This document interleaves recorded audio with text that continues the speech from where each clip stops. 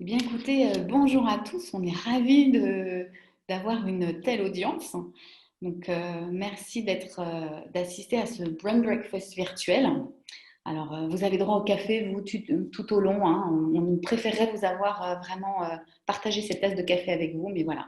Donc, aujourd'hui, on va échanger avec vous sur justement la communication visuelle dans le cadre de la conduite du changement. Vous le savez, c'est la spécialité de Mindforest. Donc voilà, l'idée c'était vous présenter en fait notre approche, notre méthodologie et voir un peu voilà, ce qu'on peut faire pour conduire ce fameux change au sein des entreprises. Voilà. Donc, je suis moi-même Nathalie Hébert, je suis consultante chez Mindforest et je suis spécialiste en communication digitale et communication interne, puisque, vous le savez, hein, la communication prend une part énorme dans la conduite et surtout le succès des programmes de change qui se succèdent. Quand même, hein, on le sait, on est en transformation permanente, donc nous aussi, en tant que communicant, il faut courir derrière et savoir ce qu'on peut faire pour accompagner ce change. Donc, je serai accompagnée de Benjamin, je t'en prie. Si tu veux te présenter, Benjamin. J'étais resté sur mute, excusez-moi. Bonjour, donc moi c'est Benjamin Bagot. Je suis également consultant senior chez Manforest. Et chez Manforest, je suis le facilitateur, c'est-à-dire que je suis la personne qui va aller recueillir l'information pour concevoir justement des supports et des documents qui soient attrayants et utilisés dans le cadre de la gestion du changement. C'est ce qu'on va, comme disait Nathalie tout à l'heure, discuter ce matin. Alors, je vois qu'on a des nouveaux arrivants. Bienvenue à Scora, à Vincenzo. Donc, Tommy qui va pas tarder à nous rejoindre également. Donc, on est très, très content d'avoir un public aussi nombreux. On voit que, voilà, ne serait-ce qu'on n'a même pas plein d'images, mais quand même, puisque vous avez vu que l'invitation, c'était un scribing de Benjamin pour avoir une audience si nombreuse. Donc, n'oubliez pas les règles, vous commencez à connaître, mais vous mettez-vous en mute, s'il vous plaît. Et petit conseil, si vous avez un problème de connexion Internet, vous coupez la vidéo dans votre écran. Voilà, à vos souhaits, Cora. Merci. Donc, n'oubliez pas le mute. Voilà. Donc, si vous avez des questions, vous avez la fonction de chat. Maintenant, évidemment, on va essayer de préserver donc toujours ce moment d'échange très important pendant et à la fin. Voilà. Et de toute façon, ça n'est qu'une heure, mais vous savez, on est toujours là pour avoir un échange supplémentaire. Alors, Mindforest, vous connaissez peut-être, vous avez peut-être déjà travaillé avec nous. Donc, nous sommes des spécialistes de la conduite du changement. Alors, on intervient sur beaucoup de thématiques en termes d'activation de stratégie, l'engagement des salariés, parce que vous le savez, c'est bien sûr, hein, les employés sont partie prenante du changement et ça commence par la stratégie, mais il faut engager tout le monde et les mobiliser autour de ce projet. Tout ce qui est amélioration de processus, puisque généralement, bien sûr, ça va ensemble. Et puis, cette fameuse culture sur laquelle la communication interne a un très, très grand rôle à jouer. Et bien sûr, l'image. L'image dans tout ça. La communication visuelle qui fait partie de notre cœur de métier également. Alors, je vais laisser Benjamin vous présenter ce qui vous attend. Alors justement, en parlant d'image, donc comme Nathalie vient d'expliquer, communiquer visuellement et différemment, c'est aussi une de nos marottes, une de nos différenciations en tant que consultant. Donc on a vraiment envie d'évoquer avec vous cette valeur ajoutée de la communication visuelle dans le cadre de la gestion du changement. Après, on aimerait être un peu concret, c'est-à-dire que souvent les gens disent ouais, il y a un effet waouh sur les supports qu'on va produire, mais finalement, comment on fait? Et là, on a envie de partager avec vous cette méthode et cette façon de procéder. Ensuite, bien sûr, on aimerait en discuter, parce que c'est aussi un des buts des webinaires, c'est de pouvoir justement échanger. Pourquoi, selon nous, cette méthode est efficace? Et pour terminer, on a envie aussi d'avoir un échange avec vous sur les tendances, parce que finalement, c'est cette communication visuelle, au sens large, hein, pas forcément que dans la conduite du changement, ça évolue de manière permanente. Et encore plus cette année qui est un peu, on va dire, bizarre pour tout le monde avec ce confinement, et ça a pris finalement une autre tendance de ce qu'on aurait pu imaginer au début de l'année. Voilà, ça c'est pour l'agenda. Alors, télétravail, réseaux sociaux, hein, tout de suite, ça résonne. C'est clair qu'on a assisté, même en dehors de ces derniers mois, on assiste depuis 5 ans environ à la situation que vous connaissez bien, hein, cette fameuse infobésité. Pourquoi? Parce qu'il y a effectivement la place compris les réseaux sociaux, avec Facebook en tête. Hein. Aujourd'hui, on s'informe comment? Via les réseaux sociaux. Après, ça sera peut-être l'objet d'un autre webinaire.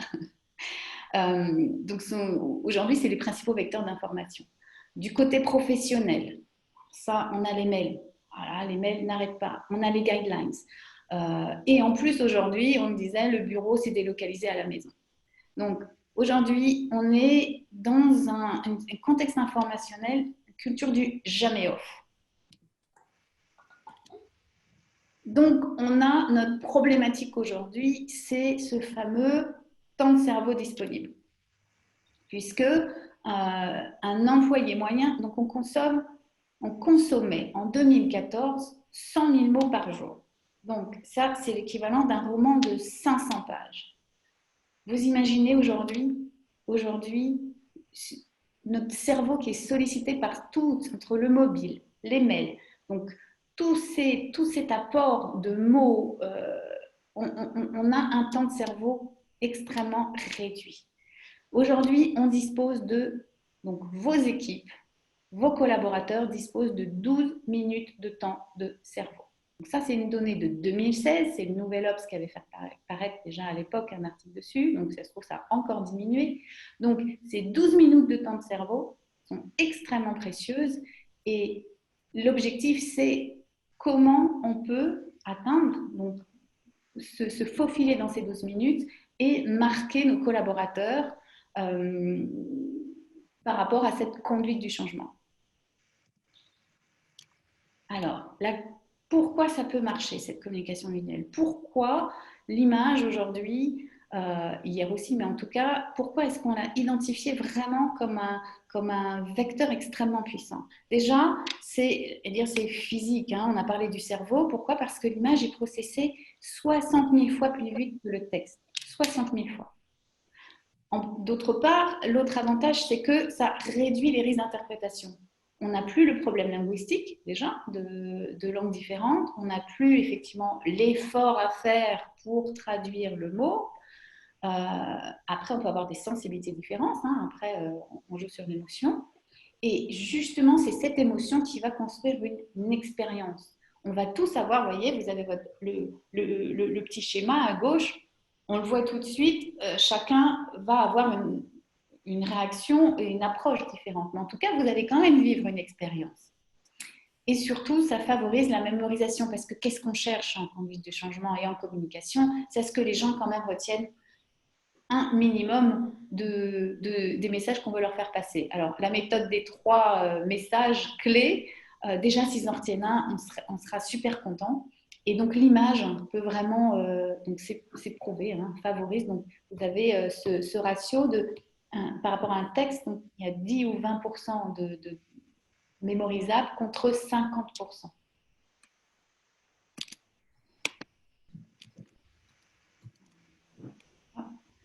Pardon.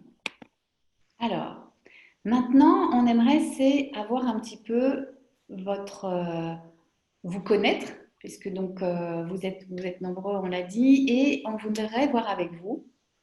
Donc, aujourd'hui, quand vous êtes face à ces problématiques de projets de changement, ce qui vous pose le plus de problèmes, en tout cas, ce à quoi vous faites face pour faire passer vos messages.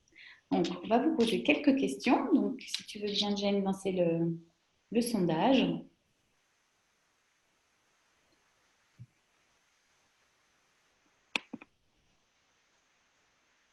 Alors, donc, vous allez avoir les questions suivantes. L'idée, c'est de savoir, vous avez en fait dans un projet de changement, vous avez des phases clés. Donc, vous avez la phase information, donc avec la vision, savoir effectivement où on va, ce qu'on veut faire.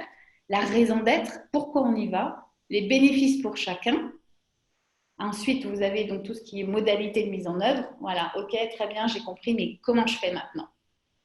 Et savoir si vous avez plus de soucis à communiquer sur les nouveaux rôles et responsabilités. Puisque quand on parle de changement, on parle souvent, on est dans le monde du travail, donc c'est changement de métier souvent, changement d'approche et donc de comportement. Donc là, beaucoup les managers, il y a aussi beaucoup de remises en question. Hein. Et puis, on parle aussi bien sûr de nouvelles pratiques. Hein. Souvent, on a affaire à un nouveau système, à de nouveaux outils, et c'est en permanence. Voilà. Alors, moi, je ne le vois pas forcément de mon côté. Donc, est-ce que le sondage a été lancé? Si, et il y a 8 personnes jusqu'à maintenant qui ont répondu.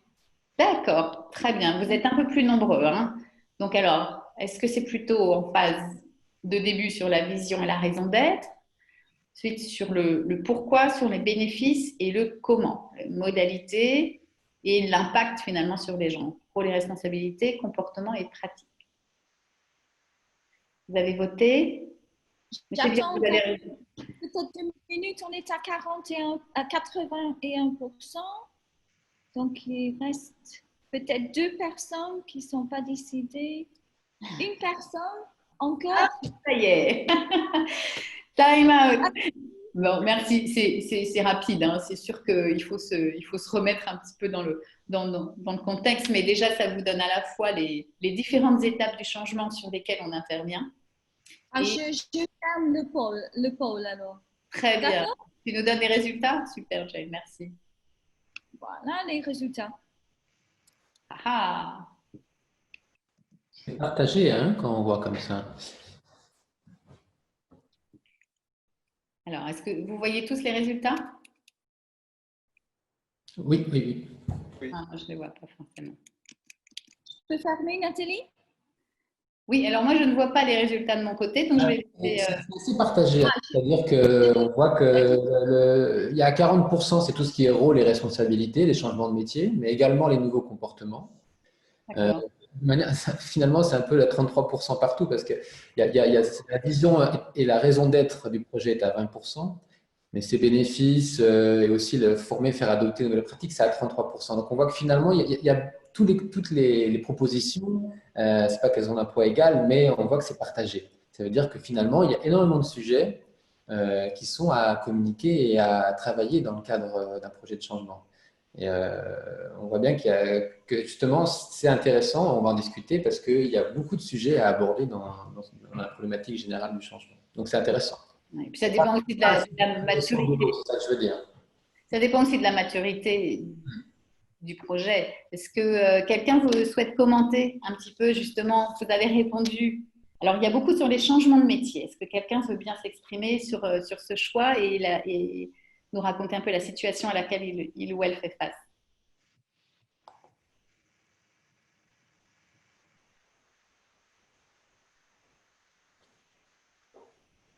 Non, il y a eu 40% sur les changements de métier. Donc, c'est intéressant de voir. Ou un autre thème. Quel était le deuxième? Il y avait bien sûr C'était sur les nouveaux comportements, sinon. les nouveaux comportements. Alors, est-ce que vous avez déjà essayé d'aborder cette question? Alors, je sais que certains d'entre vous ont travaillé, par exemple, sur justement le nouveau comportement. Alors, télétravail, qui fait partie du changement. Est-ce que vous voulez en dire un mot? Je pensais à Quentin. J'ai bien compris que tu parlais à moi. Tu peux nous raconter ce que tu fais? Et quels sont ce à quoi tu fais face, en fait? Ben, effectivement, donc nous, on a tous passé en télétravail à un moment donné, comme beaucoup de monde, je pense. Depuis l'idée, c'est quand même de remonter un maximum de personnes sur site, mais des personnes sont, pour des raisons médicales, obligées de rester en télétravail. Donc, il y a toujours ce problème ou les solutions qui en découlent de pouvoir travailler à distance. Et c'est vrai que pour tout ce qui est communication, etc., on est parfois éloigné de ce qui se passe dans la vie réelle, entre guillemets.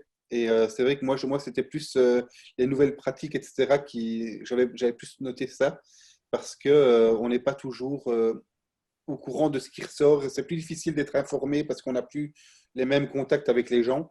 Et moi, c'est plus ce côté-là qui me pose problème. C'est le dernier point que vous voulez aborder m'intéresse beaucoup avec les nouveaux styles graphiques 2020, etc. Parce que c'est vrai que si je ne vais pas moi-même fouiller régulièrement sur Internet, je vois plus, je suis plus vraiment à jour. C'est un peu ça qui me fait peur, c'est de ne plus. Après, les autres sujets, je n'avais pas coché parce que je me sens moins concerné, j'ai moins le problème de mon côté. Mais moi, c'est plutôt ce point-là qui me posait problème. Mhm. Merci. Mais on vous sent hein, la frontière entre le travail, le privé. C'est vrai que le travail à distance, ça remet encore enfin, c'est un nouveau challenge finalement. Il faut retrouver une façon de communiquer pour les entreprises vers les salariés, c'est sûr. Qu'il y aurait un autre témoignage, quelqu'un qui voudrait s'exprimer sur justement le projet sur lequel il travaille. Moi, ce que je peux encore ajouter à la limite, c'est qu'effectivement, avec le télétravail, ce qu'on a vraiment remis en place et qu'on avait abandonné pendant quelques années, c'est la newsletter en interne. Ça, on ne le faisait plus parce qu'on se rendait compte que les gens ne la lisaient plus. Lorsque c'était les sujets qui ne les intéressaient pas ou est-ce qu'ils n'avaient juste pas le temps parce qu'on reçoit des centaines de mails, etc. Soit, peu importe pourquoi on l'a arrêté à l'époque, en tout cas, le fait d'être à distance, on a trouvé que c'était indispensable de remettre en place cette newsletter qui renvoie vers un site internet, enfin, un site uniquement pour l'entreprise, dans lequel il y a des articles plus complets. Et donc, on renvoie vers des articles, soit sur Ensemble à distance, soit sur la RSE, enfin tout ce qui peut en fait motiver les gens et intéresser les gens, peut-être des places qui s'ouvrent en interne, des choses comme ça. Donc oui, on a remis en place le principe de newsletter au niveau de la com externe, de la com interne, pardon. Et pour tout ce qui est com externe, on a vraiment travaillé sur la mise en place un peu le principe du webinar, mais ce sont donc des tables rondes digitales. Et ça, on se rend compte que ça marche très très bien. On est d'ailleurs en train de faire un sondage pour savoir si les partenaires avec qui on travaille sont plus friands de tables rondes digitales ou de tables rondes physiques. Donc savoir si on cumule les deux ou si à terme si on va continuer à garder ce principe de table ronde digitale parce que pour l'instant ça fonctionne très bien. L'avantage de ces tables rondes, c'est que les gens ne doivent pas se bloquer une demi-journée pour aller sur un événement. C'est un peu comme nous, on se bloque une heure, on suit un truc et puis on retourne au boulot, quoi. Donc on est en train de tester tout ça et je ne peux pas vous donner les résultats parce qu'on n'a pas encore les résultats de notre côté. On commence à poser le sondage, mais c'est vrai que ça, au niveau comme externe, c'est quelque chose qui fonctionne très très bien. Merci beaucoup. Vincenzo, vous aviez envie de prendre la parole. Oui, bonjour. Bonjour. Vous m'entendez. Merci de m'avoir transféré la parole. En fait, je suis GRH dans une administration publique et donc je suis la hiérarchie elle est structurée de façon à ce que je prépare le terrain et tout ce que je fais est soumis à la validation d'une direction. Et donc, en fait, le premier slide est de bon augure pour moi par rapport aux attentes de ce webinaire, parce que là où je remarque, bon, c'est un fait de société, où je remarque des difficultés, c'est à captiver l'attention d'entrée. Et donc, ce fameux, les 3 messages clés, je remarque avec qui que ce soit avec des collaborateurs ou avec des supérieurs, c'est vraiment captiver l'attention. Et je remarque que si on vient avec des statistiques, avec des chiffres, au bout de quelques secondes, ils décrochent. C'est le smartphone qui prend le dessus. Et en plus, pendant cet été, j'ai lu, pour rajouter une donnée au premier slide, j'ai lu un livre qui s'appelle La civilisation du poisson rouge. et où notre concentration est descendue à 9 secondes. Oui. Et celle du poisson rouge, elle est à 8 secondes. Donc, à chaque fois que le poisson rouge fait un tour du bocal, il redécouvre un nouveau monde. Voilà. Donc, Mais écoutez, vous êtes au bon endroit, Vincenzo. oui. Ce que vous allez voir, sont des problématiques. Là. Benjamin va vous présenter des cas concrets et notamment dans l'entreprise aussi, hein, que ce soit en bottom-up et en top-down. Donc, je pense que vous allez, voilà, ça peut vous inspirer. Donc, merci beaucoup. J'espère qu'on va pouvoir continuer la discussion après, mais on a bien noté. Benjamin. Alors voilà, justement, pour rebondir sur ce qui a été dit, si on fait un rapide historique, on va dire, de notre façon de procéder, c'est que justement, nous, au début des années 2010, on avait beaucoup de projets de gestion du changement liés à des logiciels. Et on a remarqué de logiciels industriels type SAP ou de gestion RH, etc., qui demandaient, on va dire, une prise en main et une attention de la part des utilisateurs. Et les gens s'en servaient très très mal et ça avait une importance sur toute la chaîne de production de l'entreprise. Donc, comment là, on s'est retrouvés parce qu'on avait beau, nous, s'immerger dans la documentation, et bien expliquer ce qu'il fallait faire, les guidelines, les gens n'utilisaient pas les supports. On va dire, c'est le fameux manuel qu'on a avec chaque objet qu'on achète dans le commerce. Souvent, on va le brancher la machine sans l'avoir lu et c'est pareil au quotidien dans le travail. Donc, on s'est posé la question de comment faire pour justement toujours avoir cette dimension du document qui doit être informatif, qui doit en fait servir à quelque chose et qui doit coller une réalité du monde de l'entreprise, et en même temps qui doit avoir une attirance, quelque chose qui donne envie aux gens de l'utiliser, de se l'approprier. Donc voilà, ce petit schéma que j'ai fait à droite, justement, ça résume ça. C'est-à-dire que notre objectif, c'était d'avoir toujours cette information forte, d'aller au cœur des choses et de toucher juste, mais d'avoir cette esthétique qui soit forte également pour que justement on puisse aller vers ces œuvres de qualité qui soient à la fois esthétiquement attrayantes et fonctionnelles, c'est-à-dire qu'elles soient utiles pour l'utilisateur. Donc voilà, l'idée c'est vraiment d'associer ces deux choses-là. Parce que dans la gestion du changement, ça prend réellement son sens parce que justement c'est fonctionnel. Ça doit avoir un attrait, bien sûr, ça doit être attrayant, mais il faut que ça soit utilisé et appliqué. Là, j'ai déjà deux exemples à vous montrer. Il y en a un, j'ai vu que Mme Kai va reconnaître. On a essayé d'anonymiser toutes les productions qu'on va vous montrer. Et donc, vous voyez, sur la gauche, on a, on va dire, une mise en situation tout de suite pour essayer de comprendre de quoi ça parle, avec justement une illustration qui est là, on va dire, un magasin qui est protégé par une alarme, qui est relié ensuite à l'entreprise, qui le fait passer vers les différents prestataires, pompiers, police, etc., etc.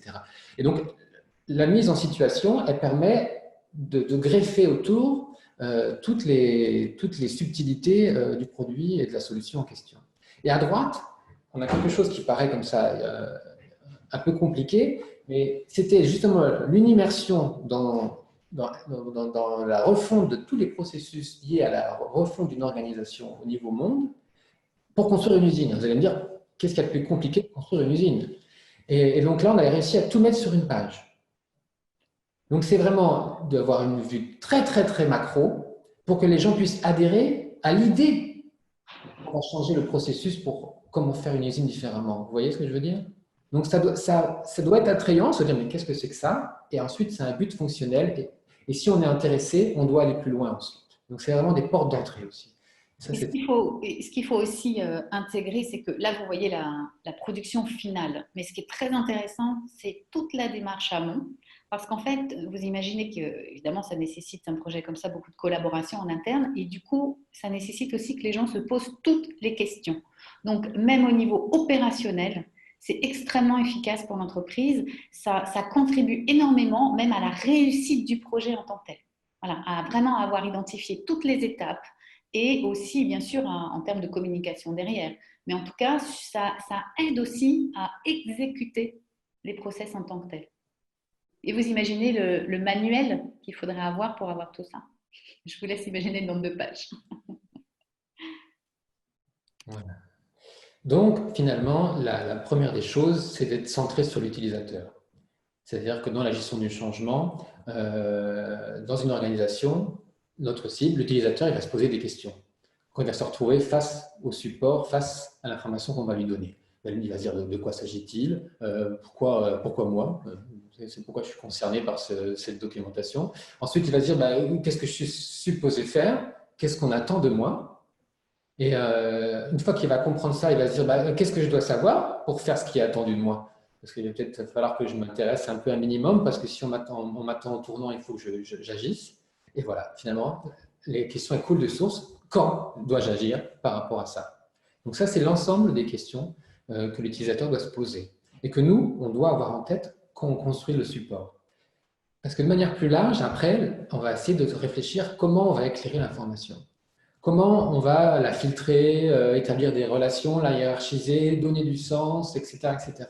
Donc, cette démarche qui était la nôtre depuis, on va dire, de 6-7 ans, on ne l'a pas inventée tout seul non plus. C'est comme souvent, quand il y a ce type de démarches qui apparaissent, où la question se pose, sur la planète, elles apparaissent un peu partout aussi. C'est-à-dire qu'on s'est mis en relation, on a cherché sur Internet des gens qui avaient à peu près le même type de démarche à l'époque, et on avait été se former et échanger à Paris auprès d'une agence qui s'était spécialisée dans tout ce qui était infographie et communication visuelle pour la presse parisienne. Et on avait notamment pu, sur une semaine, se former et échanger avec ces professionnels-là, autour de ces questions-là, de manière justement à pouvoir poser les bases de notre méthode. Ce que tu veux nous dire, c'est que c'est une vraie expertise. Et ce n'était pas quelque chose qu'on a inventé, tiré de notre chapeau, et qu'il y a beaucoup de gens qui, à l'époque déjà, c'était bon. Maintenant, ça commence à avoir quelques années, c'est-à-dire qu'il y a 8 ans, on est sorti de l'ornière de l'écrit, que le visuel prenait de plus en plus de place. On ne s'en rend pas compte parce que ça va tellement vite, mais on venait d'avoir nos iPhones il y a à peine 10 ans. Maintenant, on est tous sur nos iPhones avec des images, des choses, des Instagram, tout ça. Ça n'était pas aussi développé il y a 10 ans. On était encore beaucoup sur du Word, sur des choses qui étaient très, très classiques finalement. Les gens avaient encore Windows XP, je caricature à peine, mais c'était ça en entreprise. Donc les choses évoluent très très vite et de plus en plus vite. Et donc ce qu'on voulait vous partager rapidement, c'est un peu justement ces tips, ces commandements qu'on a mis en place pour justement rapidement faire des productions de qualité. La première chose qu'il faut avoir en tête, c'est le sens de lecture. Et justement, on parlait des iPhones, les supports se sont multipliés. En fonction de ma cible, je peux avoir un format de lecture qui soit comme à gauche pour un écran qui soit scrollé de mobile ou de smartphone, ou je peux avoir quelque chose qui puisse être utilisé en A4, mais qui peut être ensuite imprimé en A3, si je l'aime bien, dans mon bureau, et qui ait une utilisation plus sur un ordinateur, sur un poste de travail. Ça, c'est important. Premièrement, le sens de lecture. Le deuxième commandement, c'est l'intuition. Ça, c'est très important. C'est un peu ce que j'expliquais tout à l'heure avec mon magasin et mon alarme. Je dois comprendre tout de suite de quoi ça parle. Il faut vraiment que rapidement, je sache c'est quoi ce truc qu'ils m'ont mis sous les yeux.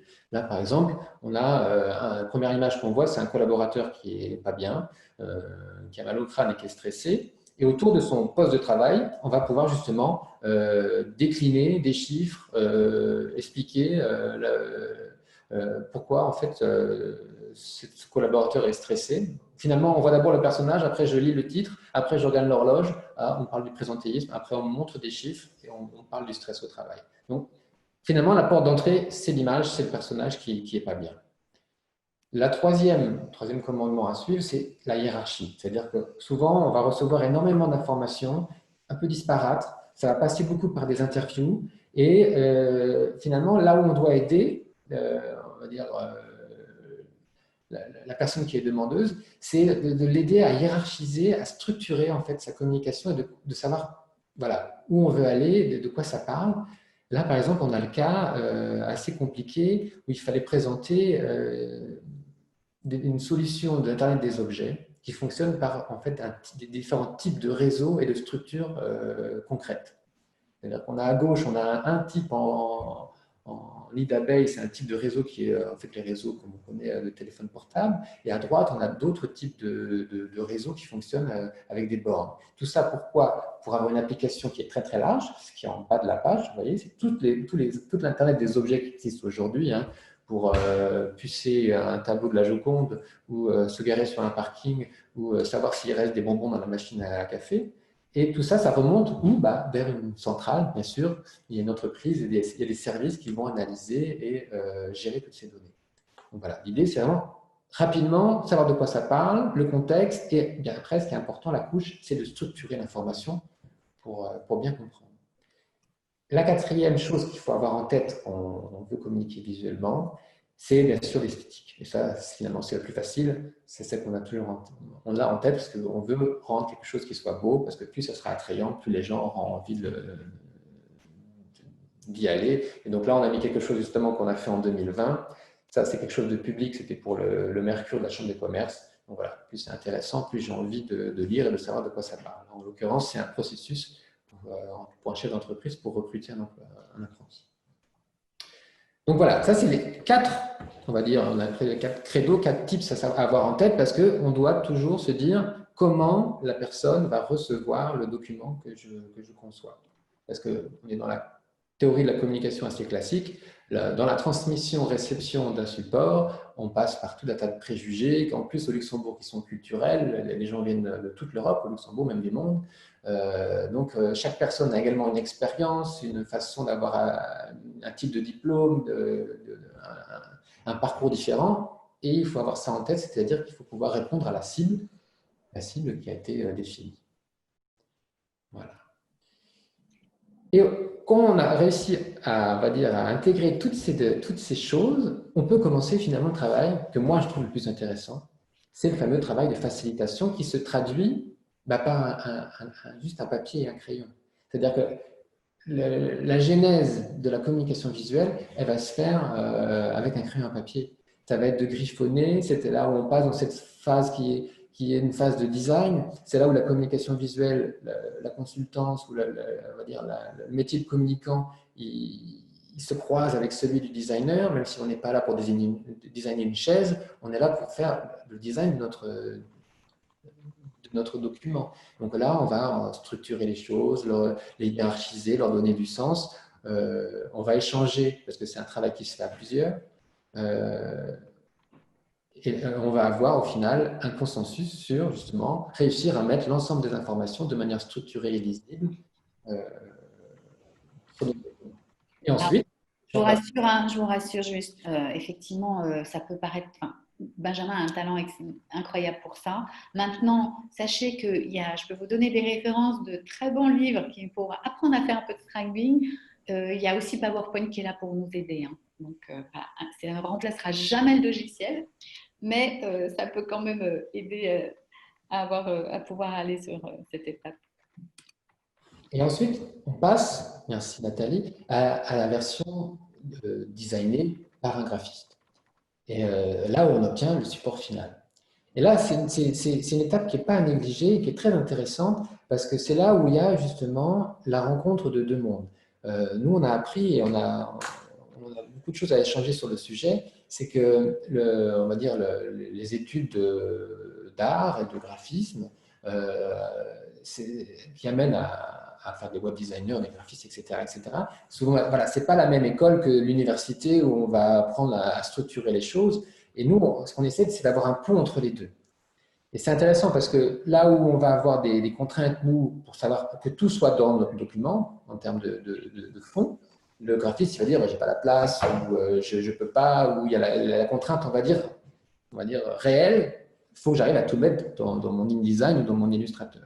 Et c'est là où ça s'enrichit aussi. C'est-à-dire que je peux être très précis, c'est-à-dire que moi, je peux être très précis dans ce que je veux et ce que je vais dessiner, parce qu'avec l'expérience, je sais que c'est possible, mais il y a un échange qui est important. Et c'est ça c'est important, c'est la vie du service com, c'est la vie avec le prestataire. C'est voilà, l'échange qui se fait et le graphiste est là pour enrichir, donner aussi des idées sur la possibilité En termes aussi, je parle des typos, ça c'est un truc qui est très intéressant, c'est-à-dire que le graphiste il va amener toute la richesse des typos pour les polices, etc., qui va donner encore plus de corps au document final. Là, j'ai pris exprès un document qui ressemble au crayonné pour montrer voilà, le passage de l'idée du crayonné à la communication visuelle terminée. Et ça, voilà, rapidement, je vous l'ai présenté, c'est ça notre méthode. C'est ça, en fait, cette idée de vouloir justement rendre les supports attractifs pour qu'ils aient une pleine utilité dans la conduite du changement. C'est notre objectif à la base. Donc, si je la résume, on a appelé ça l'iceberg, l'effet iceberg. La première étape, c'est de s'immerger dans le contexte. Les contextes clients sont tous très, très différents. On a entendu déjà un responsable d'administration, ça peut être une entreprise justement d'ingénierie, ça peut être de télécommunications, etc. Donc, s'immerger dans le contexte du client, le rencontrer, comprendre, ça c'est important. Alors maintenant, c'est vrai qu'on le fait en remote, mais c'est aussi bien d'être, moi j'aime bien être face au client et de pouvoir justement griffonner avec lui, essayer de comprendre son problème et déjà d'avoir des approches ensemble. Ensuite, il y a la phase de structure de l'information. Ça, j'en ai moins parlé dans les échanges, c'était plus visuel. Mais en fait, si vous voulez, une fois que j'ai mon crayonné, il faut que je puisse avoir un pendant avec les textes, pour être concret. Alors, soit ça passe par un tableau dans Word ou dans un tableau Excel, mais ça va être de séquencer les textes, de les rédiger de manière que ce soit qu'on aille à l'essentiel, parce que sur un support comme ça, on ne peut pas faire des tartines. Donc, il faut écrire aussi un peu à la manière d'un rédacteur technique, de manière claire, concise, et d'aller directement à l'essentiel.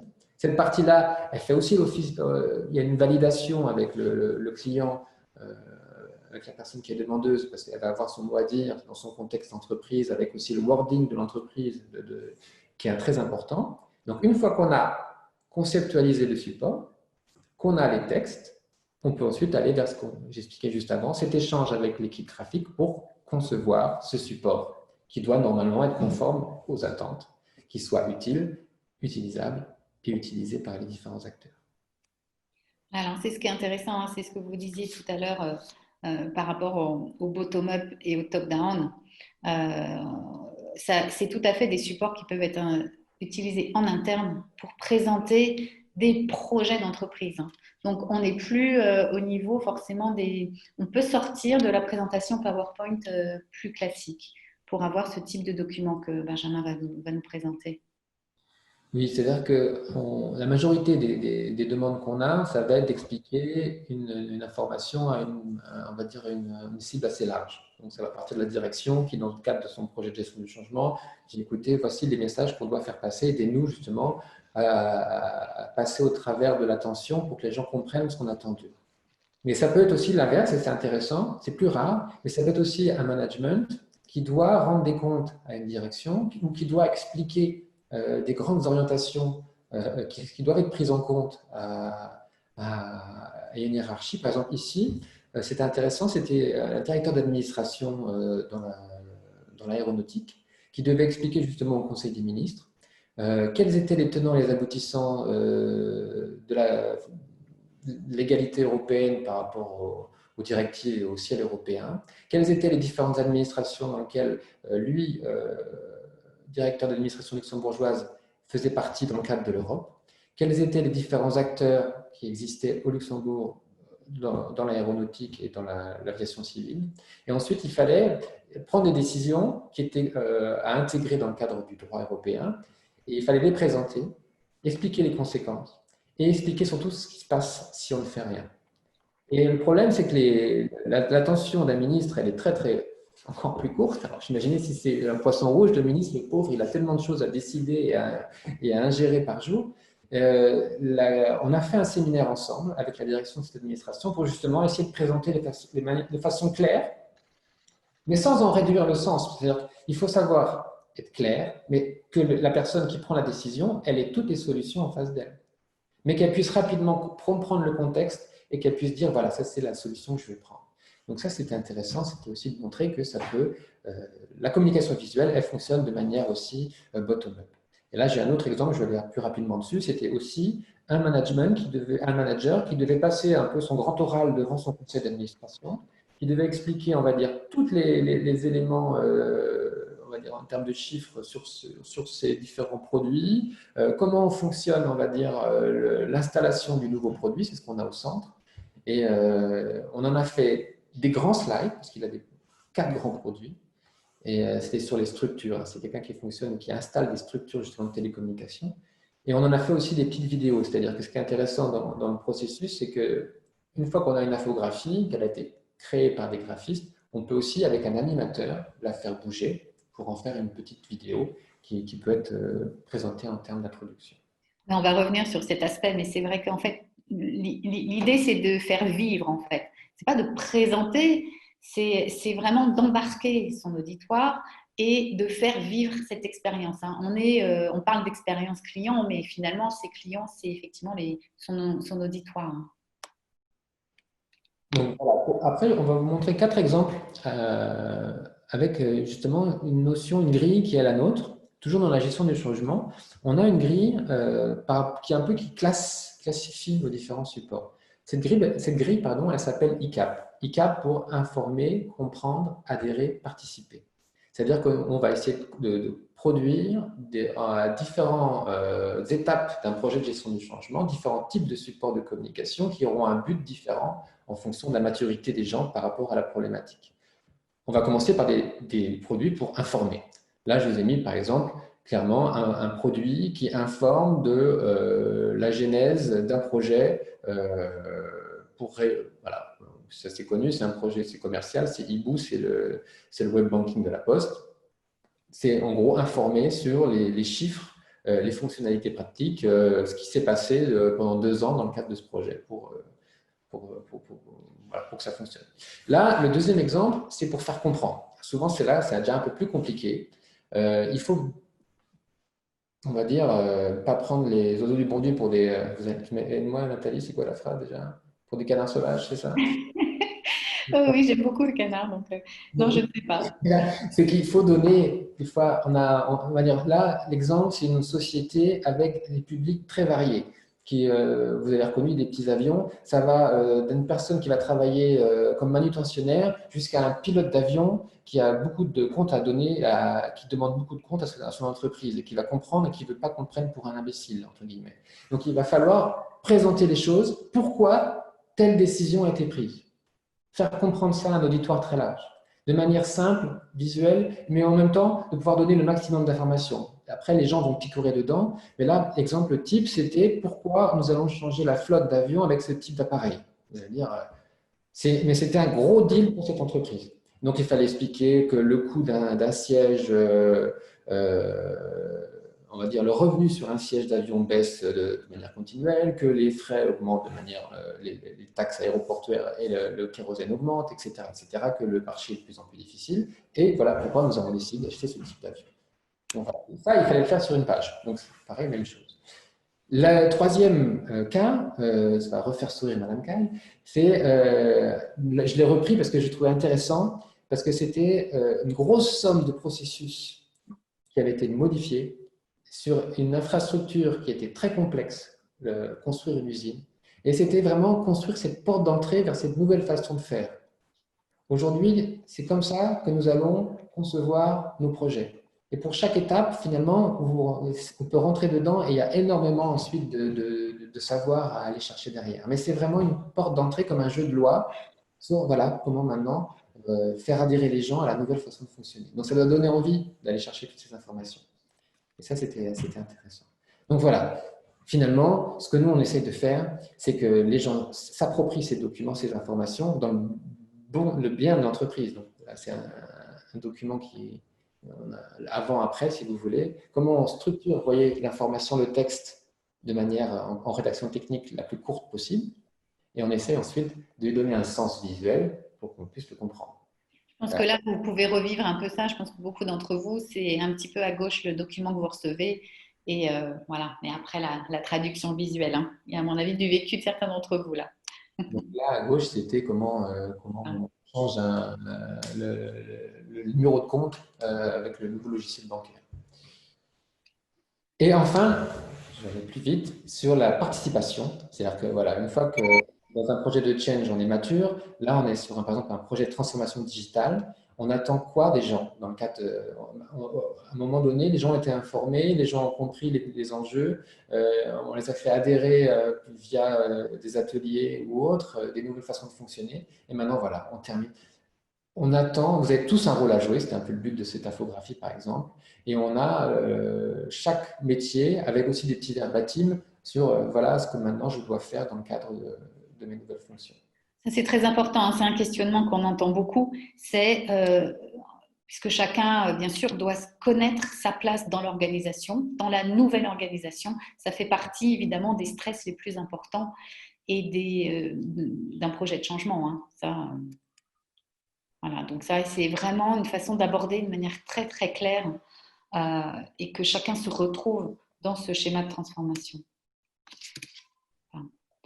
Alors, je vous ai un petit peu...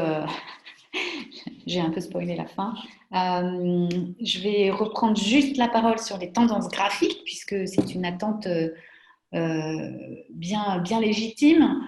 Pourquoi? Parce qu'effectivement, le monde de l'entreprise est une chose, on l'a vu, mais il y a de plus en plus de porosité avec le monde externe. Et le monde externe est là sur nos mobiles en permanence. Alors, au niveau justement vous parliez de l'attention, comment retenir cette attention? Donc il y a ce côté aujourd'hui, on est à la sobriété. Et oui, parce qu'on était avant dans beaucoup de couleurs, mais en fait, les gens s'épuisent. C'est-à-dire que pour l'œil, certes c'est agressif, mais du coup, c'est un petit peu fatigant. Donc, et c'est également un bon point en termes de sobriété pour les smartphones. Parce que quand on lit sur smartphone, si on occupe moins l'espace, on distingue mieux l'information. Sobriété également, puisque la tendance est au design responsable. Donc, c'est aussi une façon de consommer moins d'images pour qu'il y ait moins de consommation, notamment sur les serveurs. Alors, la couleur de l'année 2020, je ne sais pas si certains la connaissent. Cette année, donc, on est plus, c'est ce qu'on vous disait, dans cette tendance mouvance de sobriété. Donc, on est plus dans du bleu, dans du rose layette un petit peu, qui, voilà, plutôt apaisant, rassurant. Et là, vous allez me dire, oui, mais 2021. Alors, 2021, on est à nouveau sur cette tendance très design responsable.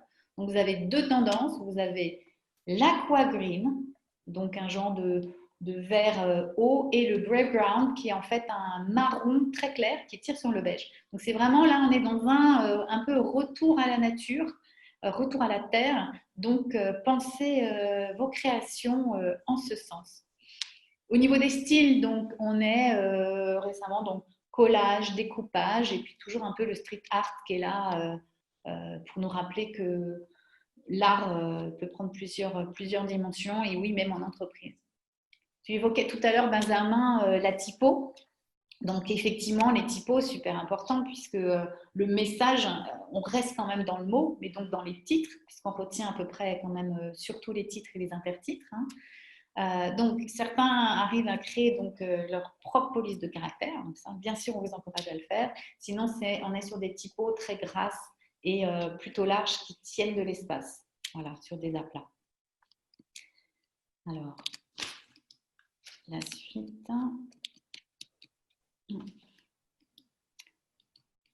Alors, tu évoquais tout à l'heure, Benjamin, justement, l'animation. Parce qu'une image, il faut qu'elle vive. Alors, le motion design prend toute sa part dans la conduite du changement. Alors, pour annoncer le changement, parce que c'est très pratique pour justement avoir un petit storytelling, ça reste un outil très pédagogique là-dessus, et aussi pour le vivre. Pourquoi? Parce qu'on s'est rendu compte que, notamment, il y a cette espèce de transfert qui s'effectue quand on met, par exemple, un personnage qui va finalement porter le message dans l'entreprise. En fait, c'est lui qui fait. C'est-à-dire que la transformation, c'est lui qui la vit, c'est lui qui va donner certains messages pas forcément faciles.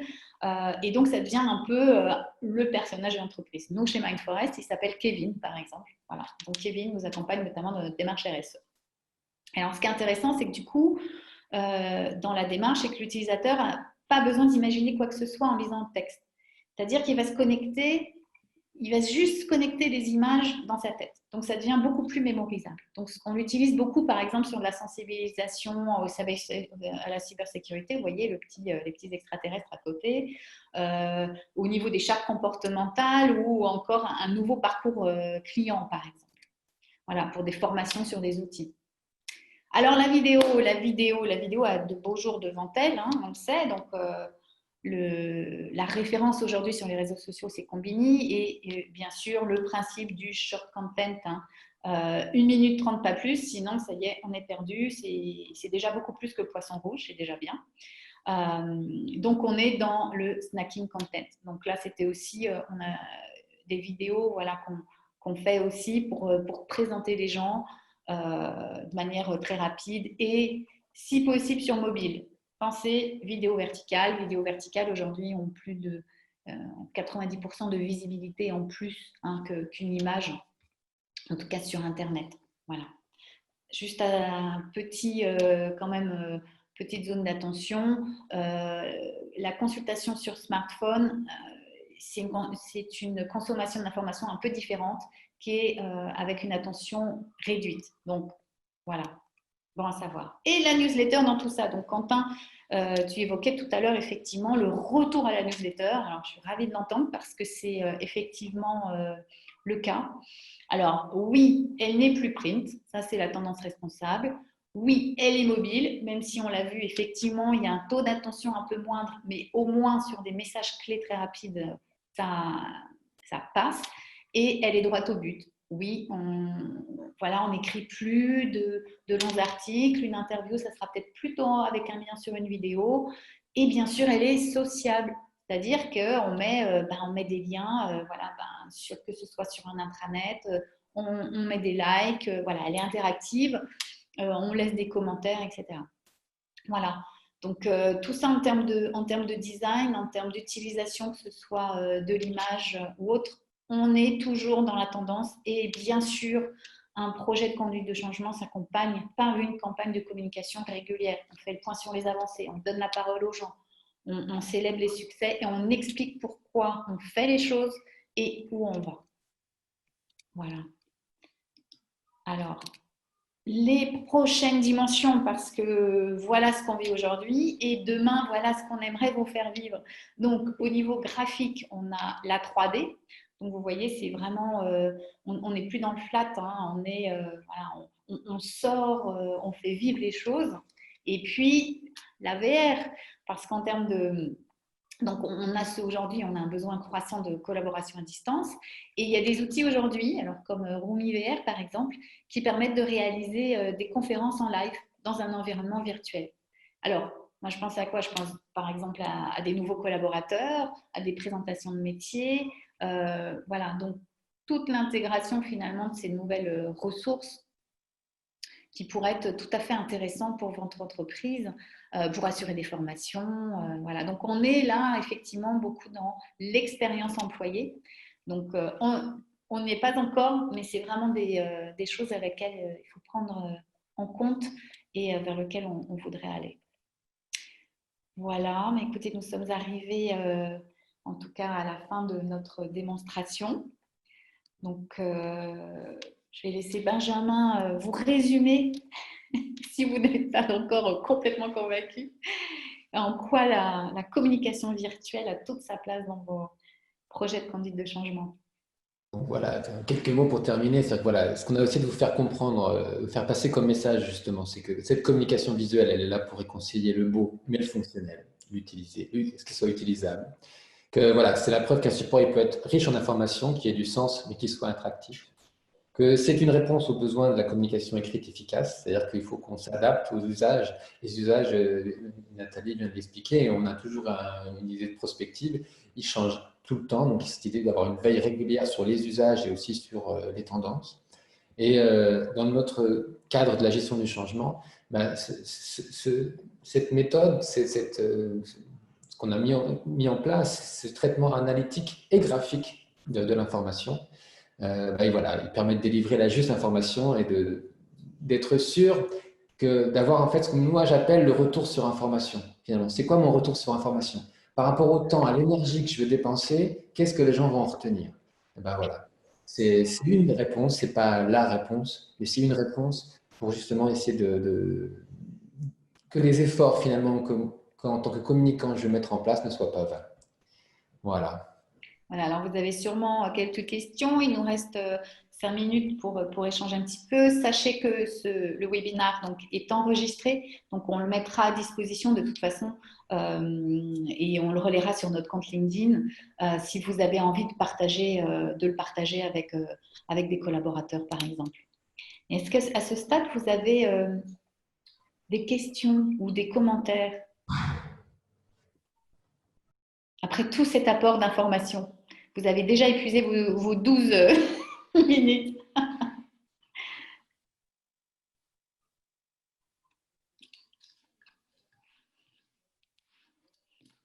Non, il n'y a pas de... écoutez, moi, ce qui nous reste à faire, c'est déjà surtout de vous convier au prochain webinaire. Donc, il aura lieu le 7 octobre. Donc, tout ça, ça va porter sur la No Blame Culture.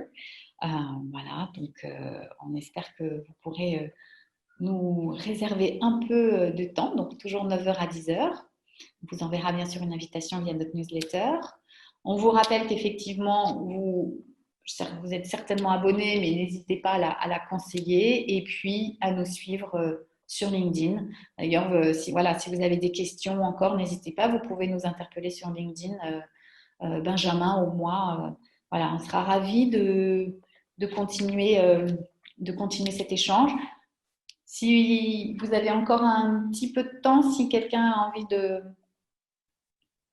de partager avec nous une expérience ou quelque chose que vous avez particulièrement réussi en la matière ou au contraire un petit peu compliqué.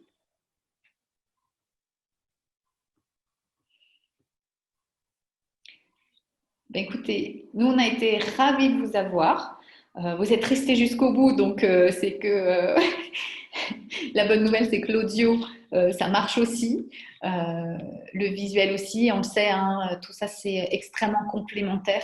Voilà, c'est un tout, surtout on a tous certains, on le sait, on est auditifs, d'autres visuels, mais la bonne nouvelle, c'est que c'est la majorité de la population. Donc ça, c'est une bonne nouvelle pour nous.